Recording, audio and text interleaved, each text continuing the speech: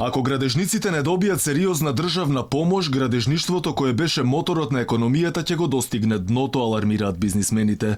Покрај мерките од четвртиот пакет тие бараат и дополнителна финансиска помош за секторот, зашто годинава ќе ја завршеле со сериозен пат, но најавуваат и сериозни проблеми за 2021. Прогнозата наша дека во крај на година ќе се продолбочи кризата, затоа баравме обновување на старите мерки, донесување на некои нови мерки, државата да се заземе и да ни помогне во моментов да поставиме услови за напредок во наредните 2 до 3 години.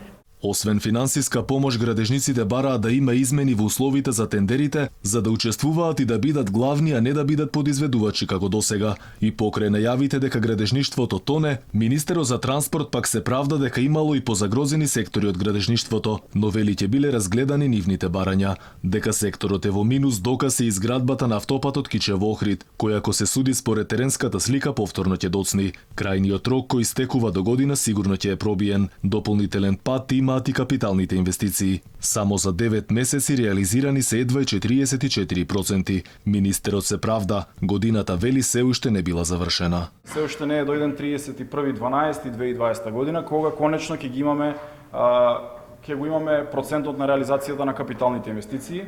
Доправа доаѓаат и фактурите и времените ситуации од градежните компании кои што треба да бидат исплатени. Критики за реализација на капиталните инвестиции стигна и од Европската комисија. Во последниот извештај стои дека владата лошо менаџира, но и бавно ги завршува проектите што ги започнува. Капиталните инвестиции како и секоја година се кратат со ребаланс на буџетот. Првичните 420 милиони се намалија на само 300 милиони евра. Сега се скратија и пари за изградба на првата делница на пругата кон Бугарија. И додека голем дел од проектите тапкаат вместо, компаниите бараат од институциите да ги тргнат мораториумите за градба, за како што велат колку толку да се ублажел ударот.